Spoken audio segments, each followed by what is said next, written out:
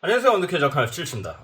오늘도 카메라가 없어서 아이폰 XS로 찍고 있으니까 대신 4K 60프레임이고 스테레오 녹음이 된다고 하니까 뭐 그거 구경하는 셈 쳐주시면 감사하겠습니다. 대부분 일본에 출장에 올 때는 뭐 사실 세계 어느 나라에 가든지 마찬가지지만 이동통신 서비스를 쓰는 거에는 크게 세 가지 정도가 있어요. 첫 번째로는 로밍이죠. 극히 일부 국가들을 제외하면 요금이 많이 비싸요. 그 패스들이 요즘은 조금 나오는 것 같긴 한데 여하튼 그렇게 쓰는 게 제일 편하지만 가격은 제일 비싼 경우가 더 많고 아닌 경우도 예외도 간간히 있어요. 이번에 SK가 괌에서 하는 건 완전 거기서 심카드 사는 것보다 더 낫더라. 두 번째로 특히 일본에서 제일 많이 쓰실 게 포켓 와이파이, 뭐 도시락 뭐 이런 브랜드로 많이 부르시는 그런 친구들인데 요거는 가격이 제일 저렴하고 여럿이서 나눠 쓸 수 있다는 최대 장점이 있죠. 보통 여행은 혼자 오는 것보다는 않는 케이스가 많으니까. 그런데 렌탈로 돌려 쓰는 거기 때문에 대부분 QoS가 굉장히 이제 소위 말해서 빡세게 걸려 있고 뭐 200~300km 나오는 그런 경우도 굉장히 많아가지고 번외로 대부분 소프트뱅크나 뭐 UQ모바일 이런 망을 쓰기 때문에 수신율이 썩 좋지는 않고 속도가 워낙 잘 나오는 망도 아닌데다가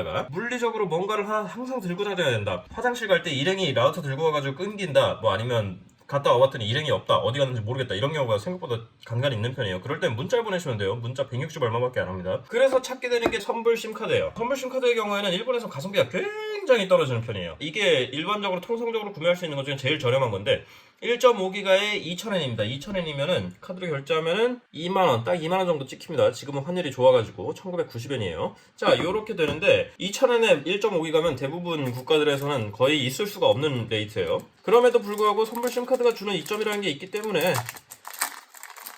매력이 아예 없다고 할 수는 없어요. 그냥 자기 기계만 들고 다녀도 되고 QoS가 잔뜩 걸린 라우터보다는 빠른 경우가 많고 독거문 망이기 때문에 수신율이 대부분 소뱅 쓰는 라우터들보다는 조금 나아요. 사실 조금이 아니라 꽤 나아요. 근데 일본은 법 때문에 외국인이 쓰는 선불심 카드는 데이터밖에 안 돼요. 음성통화가 안 돼요.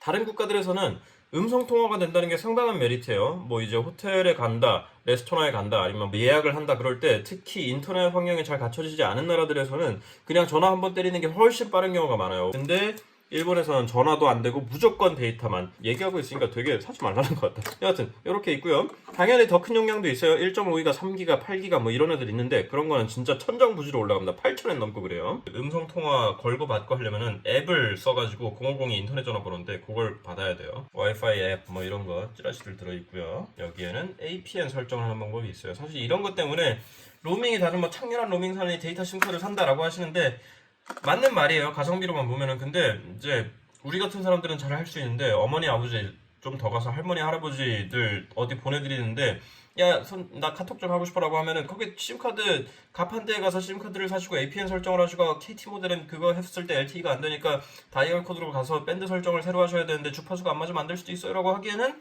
무리가 있다는 거예요. 그러니 무슨 뭐 로밍 온 톡? 뭐 그런 거 QoS 걸린 거 하루에 3천 얼마 내가 내드리고 말지 그런 겁니다. 편의성과 돈은 항상 그렇게 같이 있기가 굉장히 어려워. 여기에 심카드가 있고요. 이건 트리플컷이에요. 그래서 그냥 미니 심카드. 이게 미니인 이유는 옛날 심은 이게 풀사이즈 심입니다. 신용카드만한 게 풀사이즈 심이고 요 제일 큰 우리가 큰 심이라고 부르는 건 미니예요. 미니, 마이크로, 나노 3개가 있고요. 내노를 이렇게 띡 잘라가지고 우리 사랑하는 한국 폰에다가 끼우면 돼요. 한국 심카드 빼시고 잘 넣어놓으세요. 그 보통은 지갑 같은 데 많이 넣어놓으시는데 지갑 같은 데 잃어버릴 수도 있고 제일 좋은 거는 뺐던 거 여기 요 자리에 쏙 끼워가지고 테이프 앞뒤로 한번 붙여놓으시면 빠질 일이 없어요. 그러고 지갑에 넣어놓으세요. 이거 신용카드 크기랑 똑같으니까. 그 APN 추가해가지고 이름은 아무거나 하셔도 돼요. 이건 그냥 내가 보는 이름입니다. 그럼 뭐 무슨 JP 이렇게 해놓고선 정신 아닙니다. 자, 그러고 여기 써있죠. 여기 APN 세팅을 이렇게 하라. 네임은 상관없어요. APN IIJ 미오. 나 손이 부족하니까 칠게요. 그냥 IIJ 미오.jp 확인. 그러니까 이런 거 보면은 부모님한테 이거 하라고 시키게? 못한다고. APN 설정하실 때 여기서 그냥 나가시면 안 돼요. 메뉴 저장하셔야 돼요. 그러고 눌러주셔야 돼요. 여기까지 하셔야 APN 지정이 됩니다. LTE Registration 로그인 했고요. Identification 유자 인포메이션을 등록을 하래요. Next. 여권 번호와 가지가지를 등록하라 그러네요. 오케이, 됐고요. 하고 나니까 여기 번호가 부여가 됐죠. 근데 이거는 음성통화를 할 수 있는 번호는 아닙니다. 요거 만료인데 요거 한 달입니다. 일본 다른 나라 심카드도 이제 투어리스트 심카드들은 그렇게 날짜 제한이 걸려있는 경우가 없는 건 아닌데 일본은 이게 굉장히 빡빡한 편이에요. 일본은 특히나 주파수가 좀 상당히 까다로운 편이에요. 도코모가 쓰는 거는 LTE가 B18, B19, B21, B3, B1, B42 그렇게 있고 WCDMA가 800이랑 2100을 써요. WCDMA 2100은 다들 있으니까 쓸 수 있어요. 일본에도 이게 많이 깔려 있고 그거는 상관이 없는데 이게 문제예요. LTE가 일반적으로 저가형까지 보급형까지 다 들어있을 만한 거는 B3, B1 요거 두 개밖에 없어요. 그 보면은 B1, B3, B5, B7, B8, B17밖에 없잖아. 여기 맞는 게 1이랑 3밖에 없어. 도코모의 그 많은 주파수 중에 쓸 수 있는 건 요거밖에 없다. 이건 우리나라 폰이 이상한 게 아니에요. 일본이 이상한 거 쓰는 거예요. 이거는 조금 딴 얘기긴 한데 그래서 아이폰이 편합니다. 우리나라에서 산 것도 뭐 어디 태국에 가건 뭐 필리핀에 가건 VoLTE 모든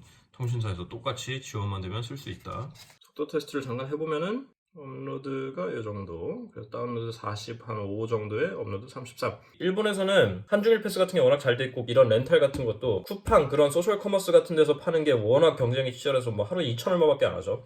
그런 게 워낙 잘 돼 있고 혹시 잊어버렸으면 공항에서 해야 되고 일본 도착에서도 렌탈이 또 있어요. 요즘 에어비앤비에서도 렌탈 이런 와이파이 라우터 렌탈 해주는 게 거의 기본이다시피 해져가지고 많이 찾으시는 분들은 없겠지만 일본에서 선불 심카드를 굳이 필요하시면은 이렇게 구매를 해서 쓰시면 이 정도 속도가 나온다. 여기까지 일본에서 선불 데이터 심카드 구매하기였고요. 혹시라도 궁금한 점 있으시면 댓글 남겨주시고 저 인스타그램, 페이스북, 트위터, 구글 플러스 그리고 네이버 TV에서 만드는 거 잊지 마시고 다음 시간에 또 뵐게요. 구독과 알림 잊지 말아주세요.